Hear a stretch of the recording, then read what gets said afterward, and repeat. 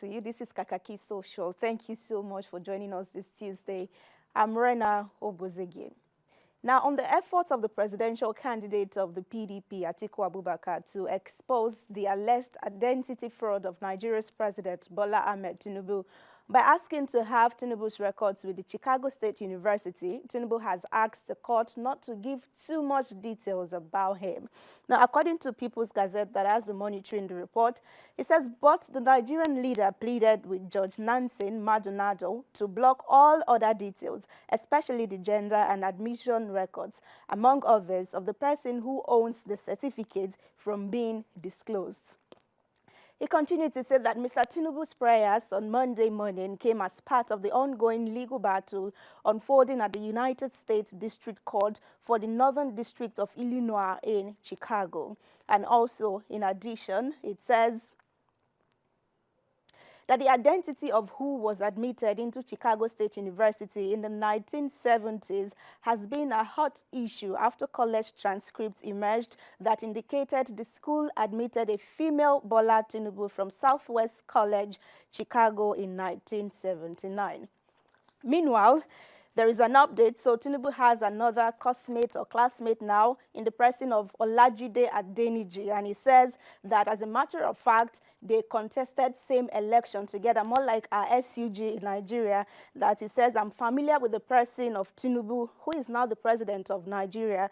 We attended same school together. Number 4, he says, I also ran in a closely contested race against the Bola Tinubu for the lordship or leadership of Accounting Society Club of the Department of Business Administration. And then he says he recognizes that Chicago State University with Bola Ahmed Tinubu is the same person who is now the president of Nigeria. Now, he did this under an oath.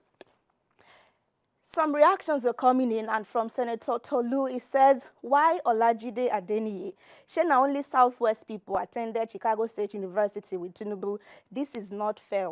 Now, if you missed what he's trying to say is that, you know that Duro Jaye or Ogunsoya, with the name, you would say it's from the Southwest as well, testified as his classmate early this month. For disobedience, he says that I am suspecting a conspiracy theory here. The university may attempt to alter some document within this period to favor Bola A. Tinubu, but where they will find it hard is the president of Chicago State University, Dr. Elnora, who signed his certificate in 1979, but was only appointed in 1998.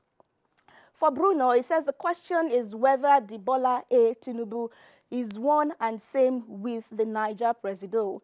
The quagmire revolves around sex, gender, and age. The middle name abbreviation A may not be Ahmed. What's the big deal presenting one's academic records as a public figure when lawfully required? And for this user, Shaibo, he says Tinubu wanting Chicago State University to release only his certificate to the public and keeping the rest of his document from the public is the answer. Anybody needs to be convinced that he is in fact not who he says he is. Bola A. Tinubu is not him. But for this user, K-Lord, he says it would definitely not be what everyone is thinking.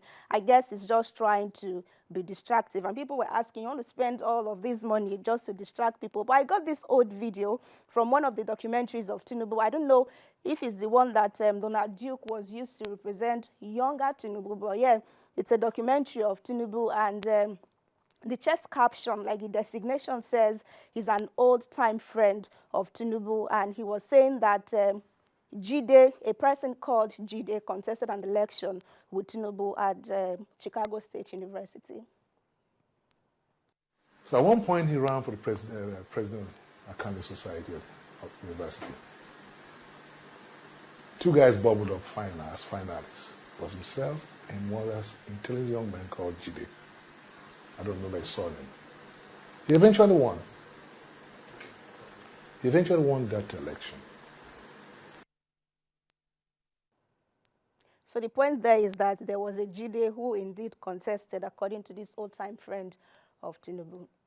But the Supreme Court has blamed electrical surge for the early Monday fire in its facility, but assured Nigerians of the safety of all documents, including those of litigants. The fire, which gutted a session of one of the justices' chamber, got some documents burnt with no record of casualty, and it was quickly put out by some members of staff who were on the ground with support from firefighters, and that's according to the spokesperson of the Apex Court, Festus Akonde, who stresses that there is no cause for alarm as all affected files are adequately backed up.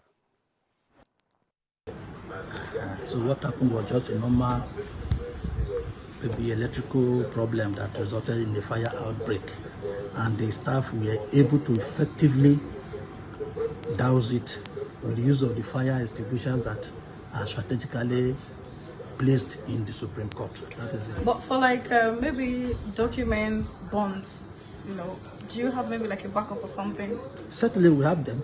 We have the soft copies of all the documents that are there. So we have e-library here. So even those are just hard copies, and the soft copies are still there, so they can still be, we can still replenish the burnt library. Okay, giving us his words there. For Johnson, he says, without any proper investigation, conclusion have been made on the cause of fire. Also reacting is Nanio, who says, let's save this clip, just like how we saved INEC on tape, telling us transmission from poly unit was a go. Tomorrow, the soft copies will disappear. Technical glitch. Also in reaction, this user says, Nigeria is the only country in Africa and the world that will build a sensitive building without activating the sprinkler system to control any fire outbreak. However, anyone who is surprised by the fire outbreak in the Justice Wing of the Supreme Court is new in Nigeria, and she says, welcome to Nigeria. Maybe the first paragraph could serve as a recommendation for public buildings in Nigeria. And in what looks like a reaction to President Tinubu's speech at NASDAQ in the U.S. last week, the Labour Party presidential candidate in the 2023 election, Peter Obi, has faulted the idea of wooing foreign investors. Now, citing an example with the bee and honey, Obi stresses that conducive space is ordinarily and attracts owners of businesses. President Tinubu was last week speaking in America, where he pledged the survival of foreign investment in Nigeria as the economic policies is put in place, like the fuel subsidy removal and the floating of the naira, will ensure their businesses thrive here. You don't go to look for foreign investor. Anybody who does is going around the world to look for foreign investor is wasting everybody's time. Foreign investor is like bee and honey. If you put honey here, how the bee will come in, nobody will tell you. I asked a woman to queue. He told me, whenever I queue, I don't get anything. And after the tribunal decided our case, I called the woman and said, I'm sorry. Whenever I queue, I don't get anything. Because we had somebody going around the world saying this is how he's going to conduct the election. Everywhere he goes, he said, it was the night that I heard what was called real time. Suddenly, he said, no, he can do it anyhow. Why didn't you tell us this anyhow? So that we can behave anyhow when we are voting as well.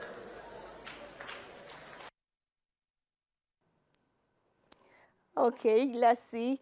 Uchenna says, sad reality. The wisdom this man exudes is out of this world. Also in reaction, Caesar says, Obi is always contradicting himself. During the campaign, he complained to be traveling, or he claimed to be traveling to get in touch with foreign investors with the big hope of winning. Now he's changing the narrative. Anyway, mouth no dey talk one thing, sha.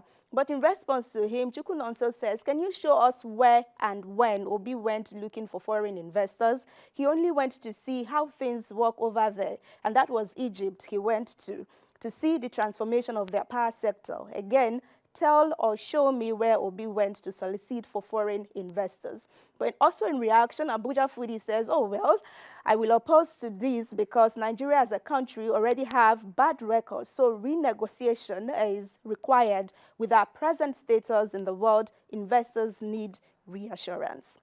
And so our final story, the General Overseer of the Citadel Global Community Church, Pastor Tunde Bakare, is alleging that late singer Ileroluwa Aloba, known as Mohbad, was responsible for his own death by his choice of lifestyle, which was unpleasant. According to Pastor Bakare, Mohbad did not know his life would be brief, as he was busy drinking and smoking before he reaped the fruits of his actions. Meanwhile, I got a video of Mohbad where he explained what his name Mohbad means, as the surface meaning of I am bad was also raised by the pastor. Last night, my wife did not know that I was Mohbad. How many of you know Mohbad? Huh? The Nigerian artist who died at 27, Mohbad. Mohbad, when he was drinking and smoking and associating with evil men, he does not know that the harvest will come so soon and will be cut down in the prime of youth. I'm not blaming him. I'm just telling you, is Mohbad a good name? Mohbad.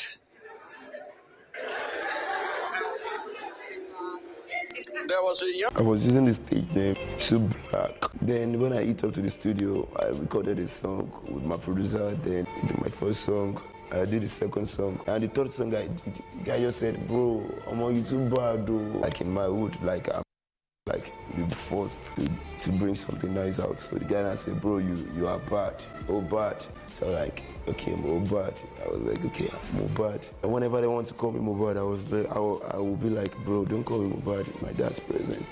Just call me my name. Because that name self, my dad go vex. She grew up. So I now later came up with like, you can do something good out of something bad. So I now calm down with Mohbad, and I wanted to name something nice. So I came up with M-O-H, Mo. That's a Yoruba. Mo, M-O-H, and the B is bright, the A is and D is destined, more bright and destined. Okay, so that was Mohbad in an interview before he died. So let's see some reactions to this. And Rich says he's talking about name. How many people where they bear success, don't they successful? Also reacting, Chukwuemeka says, look at someone that said God told him he will be the 16th president of Nigeria. So when he was dancing as Zonto with Buhari and he never knew his one vote will come so soon. But Oluwaseun says, "Una no like truth." And finally responded to that development also. So a user was saying that there are times and seasons for everything. I guess we've used up our time, so we have to go now. Thank you so much for being a part of it. I'll see you again tomorrow.